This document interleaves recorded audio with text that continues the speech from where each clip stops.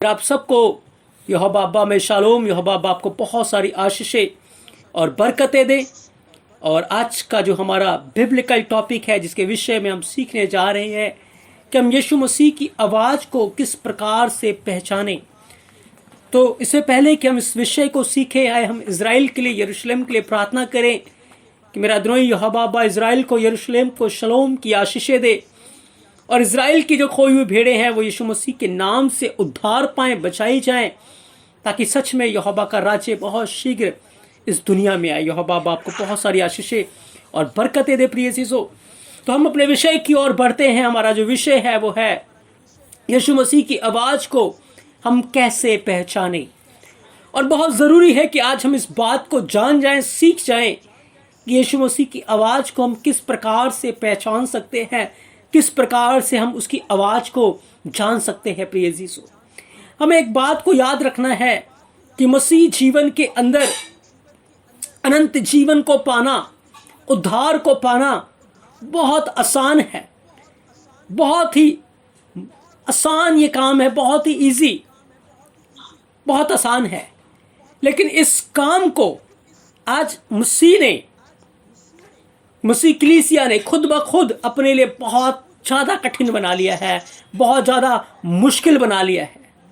क्योंकि बाइबल यह बयान करती है कि हमें उद्धार पाने के लिए कुछ भी नहीं करना, कुछ भी नहीं करना। उद्धार पाना हमारे लिए बहुत आसान है, बहुत इजी है। लेकिन क्या होता है, हम इस आसान काम को बहुत कठिन बना लेते हैं, बहुत मुश्किल बना लेते हैं। और उसके बाद फिर हमें भी नहीं पता रहता कि हम जब इस दुनिया को छोड़ेंगे तो स्वर्ग जाएंगे या नहीं जाएंगे। क्यों होता है ऐसा?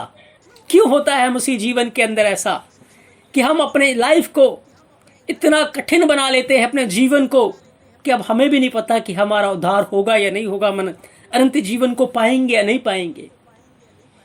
और आज बहुत सारे लोग कंफ्यूज हैं, बहुत सारे लोगों के अंदर शंका है, डाउट्स हैं। कुछ लोग तो बड़े कॉन्फिडेंस से कहते हैं कि हम जब इस दुनिया को छोड़ेंगे तो सीधा स्वर्ग में जाएंगे, लेकिन नींव बहुत खोखली है और वो नहीं जानते कि वो किस गलत दिशा की ओर बढ़ रहे हैं।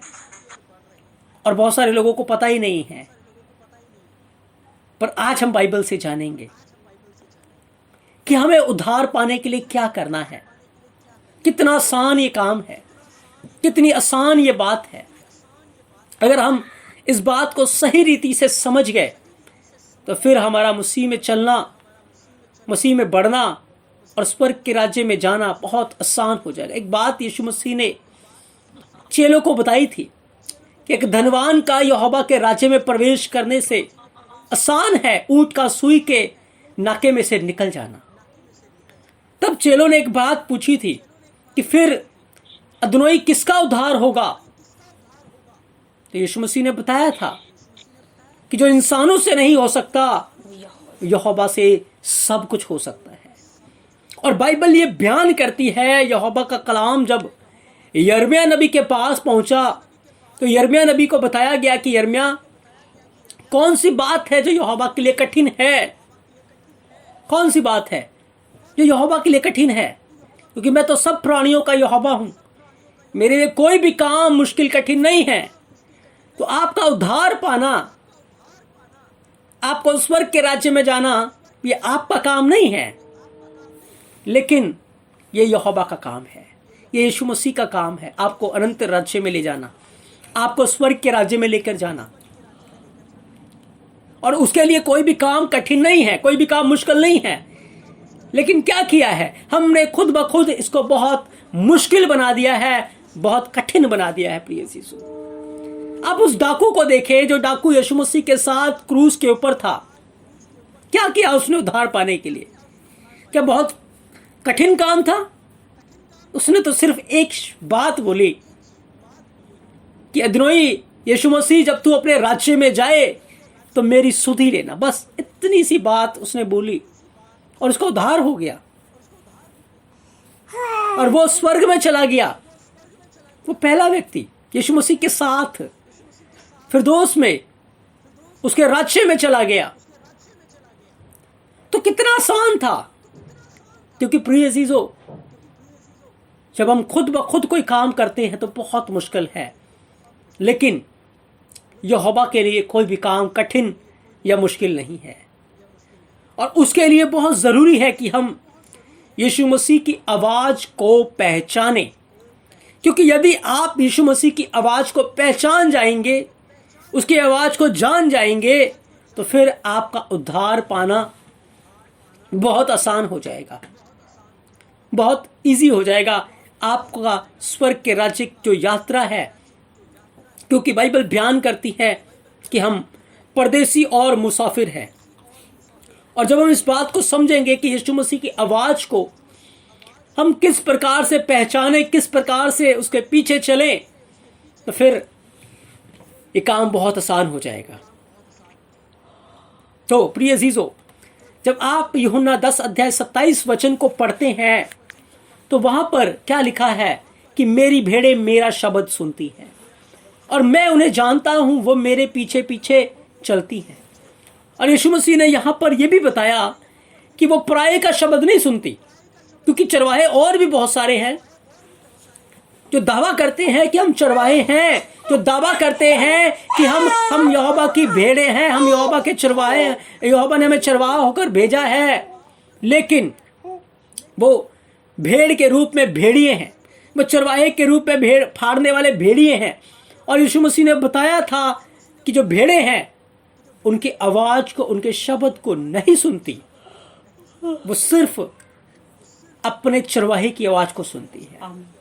और जो भेड़ अपने चरवाहे की आवाज को पहचानती है, उसकी आवाज को सुनती है, उसके पीछे चलती है, समझ लीजिए उसके लिए अनंत जीवन का जो रास्ता है वो बहुत आसान है। मसीह जीवन हमें क्लेश के बारे में तो बताता है, लेकिन जो भेड़ें यीशु मसीह के पीछे चलती हैं, जब वो गर्म तेल की कढ़ाई में जाती है तो गर्म तेल उनके लिए ठंडा पानी बन जाता है। उनको एहसास नहीं होता जलने का। जब उनको कोड़े पड़ते हैं तो उनको एहसास नहीं होता कि हमें कोड़े पड़ रहे हैं। जब उनको वीराने स्थान में ले जाकर रख दिया जाता है, उनको एहसास नहीं होता। क्यों? क्योंकि वो मसीह में आनंदित है, मसीह में आनंदित है, खुश है। और वो बड़ा आनंद के आगे वो छोटा सा पल भर का हल्का सा कलेश उनको कुछ भी जान नहीं पड़ता। जो अपने चरवाहे की आवाज को पहचानते, जब वो आग की भट्टी में जाते हैं, वो भट्टी एक गार्डन बन जाता है, वो घूमते फिरते हैं, कुछ नहीं होता उनको। जो यहोवा की आवाज को पहचानते हैं, वो शेरों की मांद में चले जाएं, उनको शेरों का खौफ नहीं है। क्यों ये बातें हैं? आसान है। जब आप अपने चरवाहे की आवाज को पहचानेंगे और उसकी आवाज को पहचानेंगे और जो वो कहता है वो आप करेंगे, तो फिर आपके लिए बहुत आसान और इजी हो जाएगा आपका उद्धार पाना, अनंत जीवन में जाना। याद रखिए यीशु मसीह की बात को। जो धनी व्यक्ति आया था वो अपने कामों के द्वारा, अपनी मेहनत के द्वारा उद्धार पाना चाहता था, लेकिन मसीह जीवन में हमें अपने कामों के द्वारा नहीं, पर मसीह के अनुग्रह के द्वारा, उसकी दया के द्वारा हमारा उद्धार हुआ है। और वो दया, वो अनुग्रह तब हम पर बना रहता है जब हम उसकी सारी आज्ञाओं का पालन करते हैं, जब हम उसकी सारे हुक्मों को मानते हैं, उसकी आज्ञाओं में बने रहते हैं। प्रिय यीशु, तो बहुत जरूरी है कि आप अपने चरवाहे की आवाज को पहचानें, उसकी आवाज को जानें। क्यों ज्यादा मुश्किल हो गया उद्धार पाना? क्यों ज्यादा कठिन हो गया? क्योंकि आज हमारे कानों में बहुत सारे लोगों की आवाजें हैं, और जब हम उन आवाजों को सुनते हैं तो हम कंफ्यूज हो जाते हैं कि हम क्या करें। एक छोटा सा उदाहरण मैं आपको बाइबल से देना चाहता हूं। जब इजरायली लोग मिस्र से निकले तो उनके साथ मिली जुली भीड़ भी उनके साथ चली। वो मिली जुली भीड़ कौन थी? वो मिस्री लोग थे, जिनके अंदर यहोवा की व्यवस्था नहीं थी, यहोवा के वचन नहीं थे।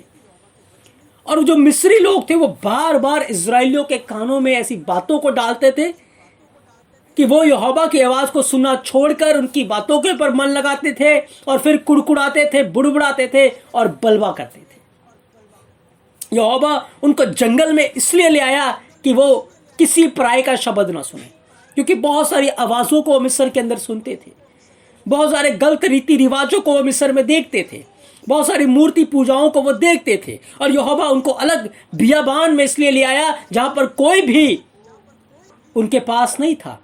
यहोवा को छोड़ और कोई आसरा, कोई भी शरण स्थान उनके पास नहीं था। लेकिन गलती क्या हुई, जो उनके रिश्तेदार चले थे मिस्री, उन्होंने जो आवाजें उनको बताई, जो बातें उनको बताई, उन बातों में आकर वो कुड़कुड़ाने लगे, वो बुड़बुड़ाने लगे। आज भी तो ऐसा ही है हमारा मन। जरा सोच कर देखे कितनी बातें यहां पर चलती हैं, कितनी आवाजें यहां पर चलती हैं। बहुत सारे फ्रेंड्स, मित्र और ऐसे लोगों के साथ हम जुड़े हुए हैं जो हमें गलत गाइड करते हैं, गलत सुझाव देते हैं। और हम अपने परिवारों में, घरों में भी ऐसे आवाजों को सुनते हैं जो हमें डीमोटिवेट कर देते हैं, हमें मसीह में बढ़ने नहीं देते, हमें फल लेकर नहीं आने देते। हम ऐसी बातों के ऊपर मन लगाते हैं। पर याद रखें, अगर हम उन बातों के ऊपर मन लगाएंगे तो फिर हमारा उद्धार पाना बहुत कठिन हो जाएगा, क्योंकि यीशु मसीह ने बताया था कि जब मेरे आने के चिन्ह होंगे तो लोग जीवन की चिंताओं में सुस्त हो जाएंगे। इजरायली लोगों को जंगल के अंदर इसलिए लेके जाया गया कि वहां पर कोई भी आवाज उनको डिस्टर्ब ना करे, कोई भी ना हो उनको डिस्टर्ब करने वाला। लेकिन वहां पर क्या हुआ, जो मिस्री उनके साथ चले थे, उन्होंने उनको उकसाया, उनको क्रोध दिलाया और वो कुड़कुड़ाने लगे, बुड़बुड़ाने लगे। और कनान का जो सफर था उन्होंने अपने लिए बहुत कठिन बना लिया। कनान का सफर 40 दिन का था और उन्होंने उसको 40 साल का बना लिया। कनान का सफर बहुत आसान था, यहोवा की उपस्थिति में चलना तो कितना अद्भुत है, लेकिन उन्होंने बहुत कठिन बना लिया और भिन्न भिन्न प्रकार के रोग, तकलीफ, मरियां अपने ऊपर ले आए। कौन लेकर आए? वो इजरायली लोग लेकर आए। और आज भी क्या हो रहा है? आज भी तो यही हो रहा है। हम बहुत सारी बातों को सुनते हैं अपने परिवार के अंदर, अपने ऑफिस के अंदर, बाहर समाज के अंदर, और हम उन बातों के ऊपर मन लगाते हैं। फिर हम वहां अपने चरवाही की आवाज को नहीं, पर हम शैतान की आवाज को सुनते हैं। क्योंकि शैतान कौन है? वो भाइयों के ऊपर दोष लगाने वाला है।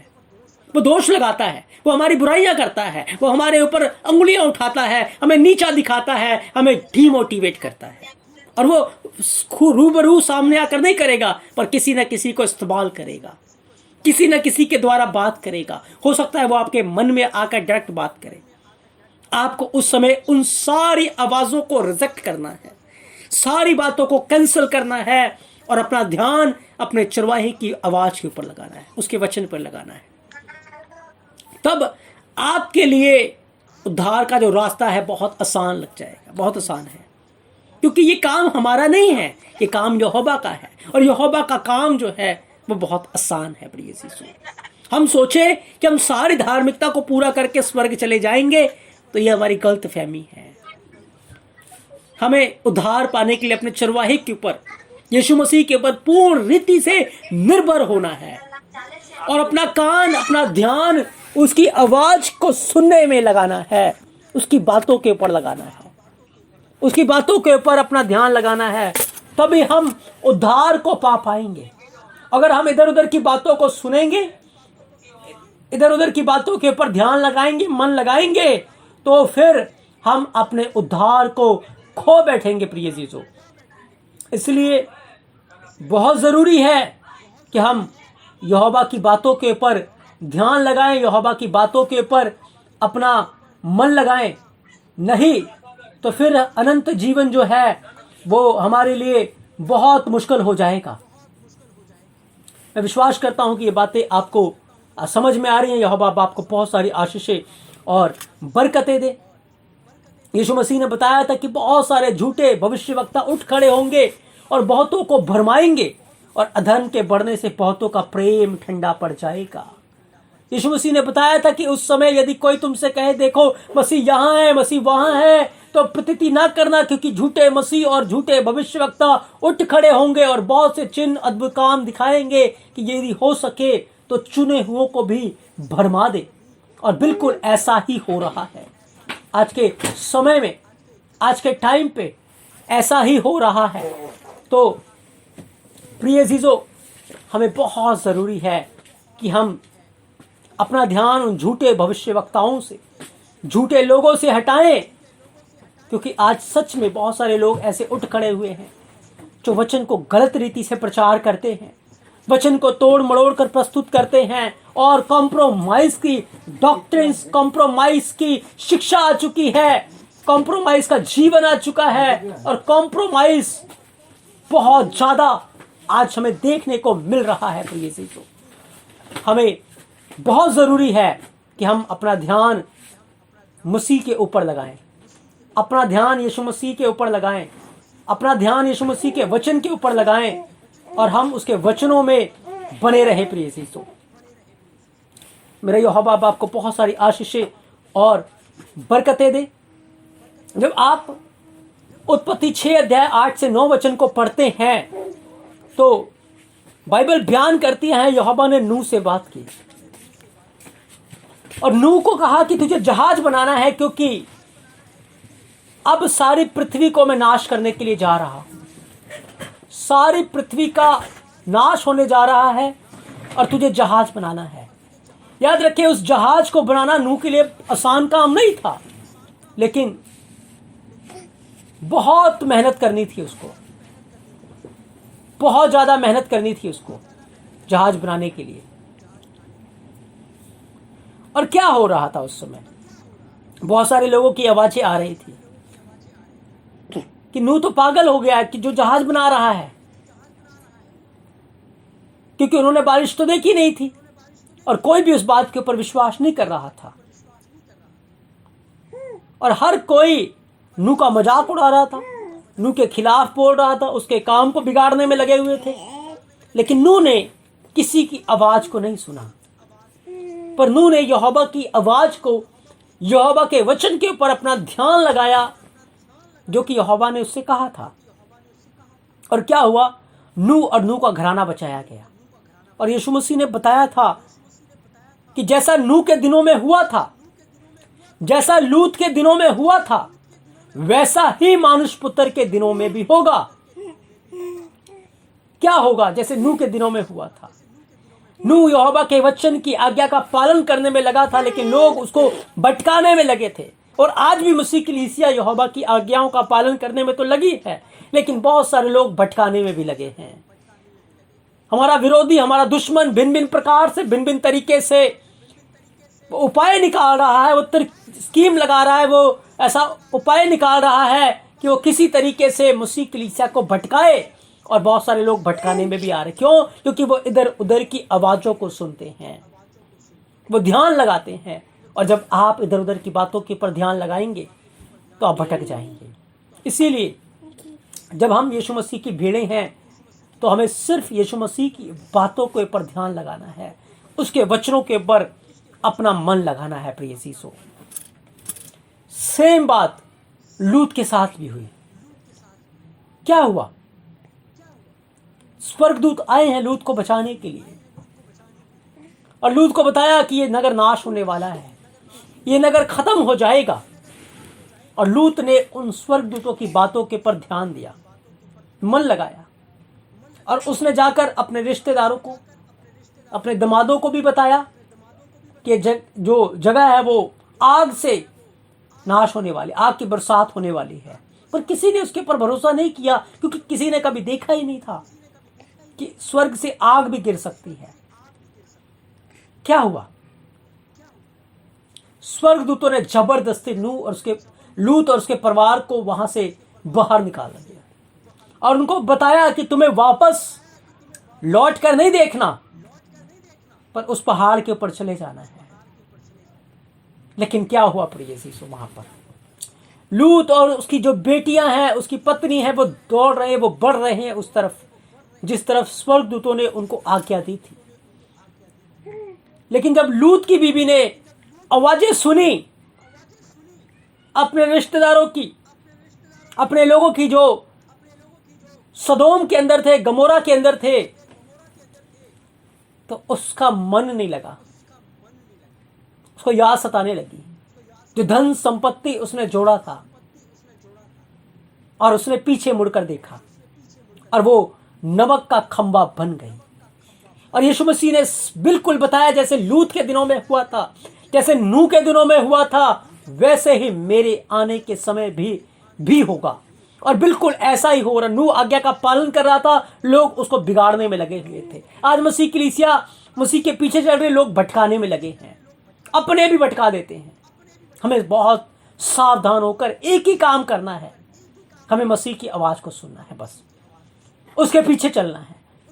बाकी सारा का सारा काम यीशु मसीह का है। हमारा उद्धार को पाना बहुत आसान है। पौलुस को याद रखे, उसने बहुत मेहनत की, मसीह में बहुत दुख उठाया, लेकिन उसने एक बात लिखी कि यहोवा मुझे हर एक बुरे काम से छुड़ाएगा और अपने स्वर्ग के राज्य में मेरा पूरा पूरा उद्धार करके वो मुझे लेकर जाएगा। क्योंकि मैं अपना उद्धार नहीं कर सकता, आप अपना उद्धार नहीं कर सकते, आप अपने आप को नहीं बचा सकते, मैं अपने आप को नहीं बचा सकता। आपको हमेशा प्रार्थना में रहना है, गिड़गिड़ाना है, विनती करना है, यीशु मसीह आप ही मेरा उद्धार करके मुझे अपने राज्य में ले जा सकते हैं। पौलुस ने इतनी मेहनत की, इतना सब कुछ किया, लेकिन उसने कहा मुझे विश्वास है कि यीशु मसीह मेरे मुकुट की अंत तक रखवाली कर सकता है, और वो करेगा। ऐसा विश्वास आपके अंदर भी होगा। जब आपको ये होगा विश्वास कि मैंने यीशु मसीह की आवाज़ को सुना है और उसकी आवाज़ का, उसकी आज्ञा का पालन किया है, तब आपके अंदर ये विश्वास होगा कि यीशु मसीह मुझे, मेरा उद्धार करेगा, मुझे बचाएगा। लेकिन यदि हमने संसारिक आवाज़ों को सुना है, गलत बातों को सुना है और उनके ऊपर अपना ध्यान भी लगाया है, उनके ऊपर अपना मन भी लगाया है, तो याद रखें हमारा उद्धार हमने बहुत कठिन कर लिया है। और फिर हम पता नहीं बचाए जाएंगे या नहीं बचाए जाएंगे, उद्धार पाएंगे या नहीं पाएंगे, उठाए जाएंगे या नहीं जाएंगे। क्योंकि फिर क्या होगा, जैसे नूह के दिनों में हुआ, नूह बचा लिया गया और सारी की सारी दुनिया जो है वो नाश हो गई। प्रिय जीसो, लूत के दिनों में क्या हुआ, लूत की बीवी नमक का खंबा बन गई। बहुत सारे लोग पीछे मुड़कर देखेंगे और नमक का खंबा बन जाएंगे। इसीलिए आज के वचन के द्वारा हमें सीखना है कि हम मसीह की आवाज को पहचाने कि जो मेरा भाई बहन बोल रहा है उसके अंदर से मसीह बोल रहा है या शैतान बोल रहा है। मेरे जो दोस्त है, मेरे जो यार है या पास्टर है या कोई भी है, क्या जो वो बोल रहा है उसके अंदर से मसीह बोल रहा है या कोई और ही बोल रहा है। हमें इन बातों के ऊपर बहुत ध्यान लगाना पड़ेगा कि वो जो बोल रहा है वो वचन से बोल रहा है या वचन से बाहर बोल रहा है। यदि वो वचन से बाहर बोल रहा है तो फिर हमें उसकी बातों के ऊपर ध्यान नहीं लगाना, हमें उसे इग्नोर कर देना है।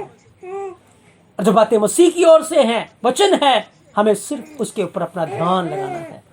तो फिर हमारा उद्धार बहुत आसान है। सकरा मार्ग है, लेकिन मसीह में के आनंद में, मसीह में वो हमें बहुत ही आरामदायक लगेगा, बहुत ही आसान लगेगा। क्योंकि मसीह के कारण जब हम दुख उठाएंगे, मसीह के कारण जब हम सताए जाएंगे, तो हम आनंद मनाएंगे, हम खुशी मनाएंगे। तो मैं विश्वास करता हूं कि आज के वचन के द्वारा आपने बहुत सारी आशीषों को, बरकतों को हासिल किया है। प्रिय अजीजों, मेरा यहोवा बरकतें दे। आप सब